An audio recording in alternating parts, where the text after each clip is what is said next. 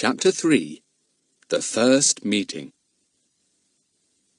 At 2 o'clock sharp, the 5 find-outers and dog met together in Pip's big garden. Pip was waiting for them, and he led them to the old summer-house. "This had better be our headquarters," he said. "We shall keep wanting to meet and discuss things, I expect. It's a good place for that, because it's at the bottom of the garden, and nobody can overhear us." They all sat down on the wooden bench that ran round the old summer-house. Buster jumped up onto Larry's knee. Larry liked that. Fatty didn't seem to mind. "Now," said Larry, "as I'm the head of us, I'd better start things going. I'll just go over what we all know, and then we'll discuss what we should do." "I do think this is exciting," said Bets, who was very much enjoying being one of the big ones. "Don't interrupt, Bets," said Pip. Bets made her face solemn, and she sat still and straight. "Well, we all know that Mr. Hick's cottage workroom, which stands at the end of his garden, was burnt down last night," said Larry. "Mr. Hick was not there till the end, because his chauffeur had gone to meet him off the London train. The insurance people say that petrol was used to start the fire, so someone must have done it on purpose. The find-outers have made up their minds that they will find out who has done this crime. Is that right?" "Quite right, and very well put," said Pip at once. Buster wagged his tail hard. Fatty opened his mouth and began to speak in his high, affected voice. "Well, I suggest that the first thing we do is to—" But Larry interrupted him at once. "I'm doing the talking, Fatty, not you," he said. "Shut up." Fatty shut up, but he didn't look at all pleased about it. He put on a bored expression and rattled the money in his pocket. "Now, what we must do to find out who did the crime is to discover who, if anyone, was near the workroom or in the garden that evening," said Larry. "Fatty tells us he saw a tramp. Well, we must find that tramp and somehow try to discover if he had anything to do with the fire. There's Mrs. Minns, the cook, too. We must find out about her." "Oughtn't we to find out if anyone had a spite against Mr. Hick?" put in Daisy. "People don't go burning down cottages just for fun. It must have been done to pay Mr. Hick out for something, don't you think?" "That's a very good point, Daisy," said Larry. "That's one of the things we will have to discover. Who had a spite against Mr. Hick?" "I should think about 100 people had," said Pip. "Our gardener said he's got a very bad temper and nobody likes him." "Well, if we could find out if anyone with a spite was in the garden yesterday evening, we've as good as got the man," said Larry. "Also, we must find clues," put in Fatty, who could not be quiet any longer. "Clues," said Bets joyfully. She loved the sound of that word. "What are clues?" "Bets, you really are a baby," said Pip. "It's not glues, it's clues." "Well, what are clues?" asked Bets.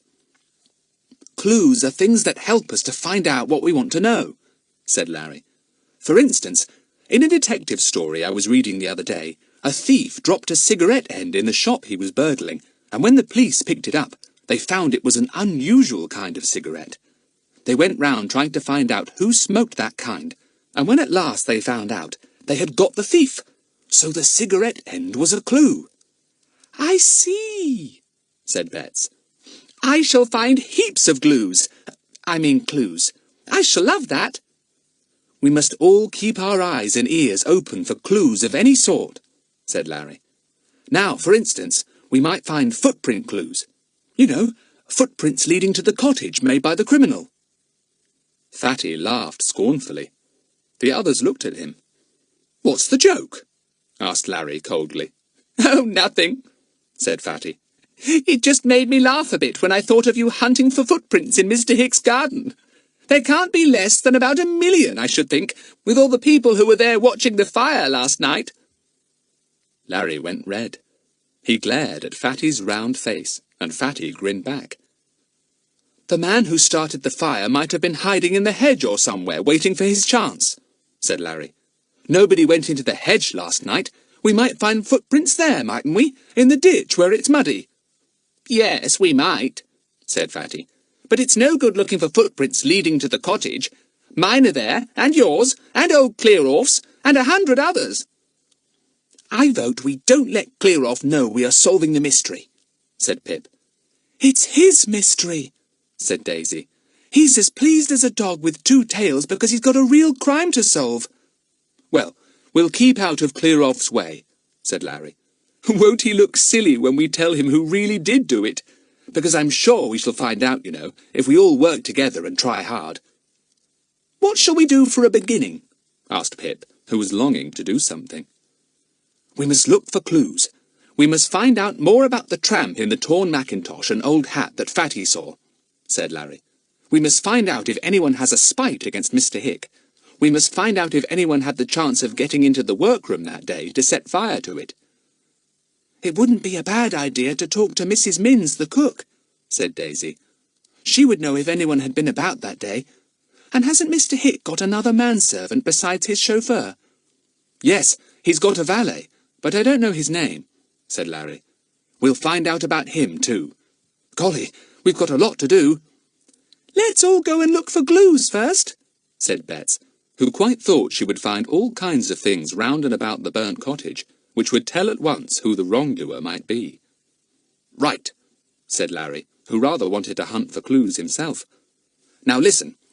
We may be turned off if anyone sees us poking about at the bottom of Mr. Hick's garden, so I shall drop a coin somewhere, and if we are questioned, I shall say I've dropped a coin, and then they'll think we are looking for it. It'll be quite true. I shall drop a coin.